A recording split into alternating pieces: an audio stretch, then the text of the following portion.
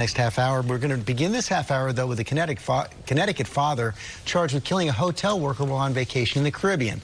Scott Hapgood is speaking out ahead of a court date tomorrow, saying that he was fighting for his family and his life and that he'd do it again.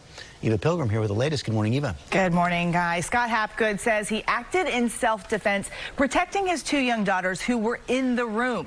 This morning, he says he's hanging on by a thread. This morning, the Connecticut dad accused of manslaughter after killing a hotel worker at a five-star Caribbean resort, speaking out. It's been a living nightmare.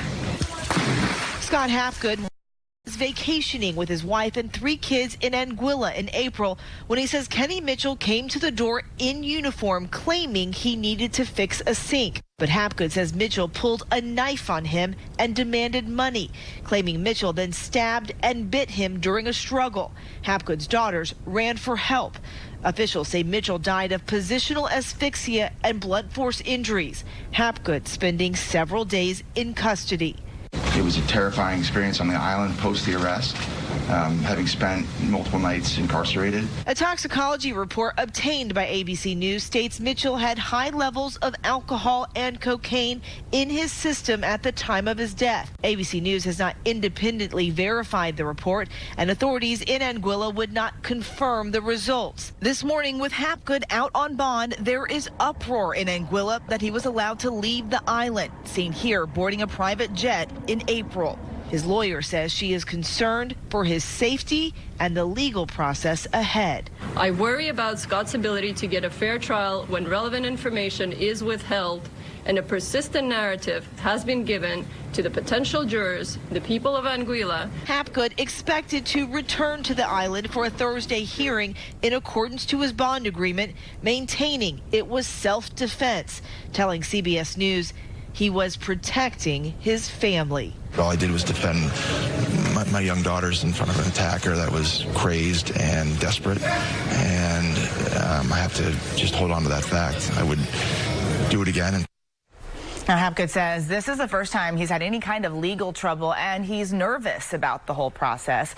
But he says he knows he and his family were victims, and he thinks the truth will come out. George. Okay, Eva, thanks for bringing our chief legal analyst, Dan Abrams, for more on this. Now, Hapgood made this agreement to go back as part of his bond agreement, but he would have been forced to go back anyway. Right. It was a smart move for he and his lawyers to announce that he's going to come back, that he will be there when they need him there, because he would have gotten extradited anyway, it seems, based on an extradition agreement between Anguilla and the United States for this kind of crime. So his claim, self-defense, what is he going to have to show? Well, look, you know, it's a tricky situation. The most important question is, why was the victim in the room?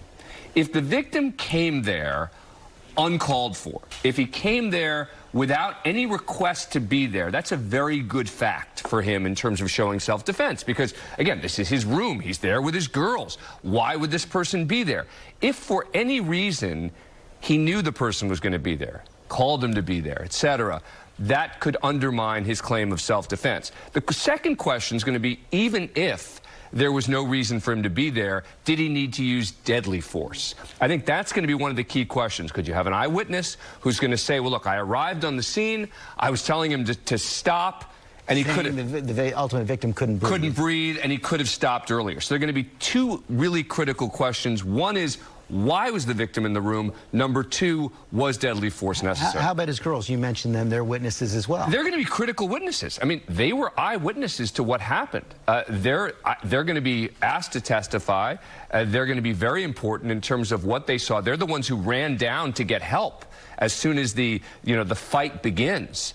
So they're going to be absolutely critical, and you have to believe that they're going to support their dad. What about this toxicology report that says the victim had drugs in his system? Very bad for him. I mean, the idea that he has cocaine and he's drunk at work undermines the claim that, hey, he's just a guy who's doing his job, showing up.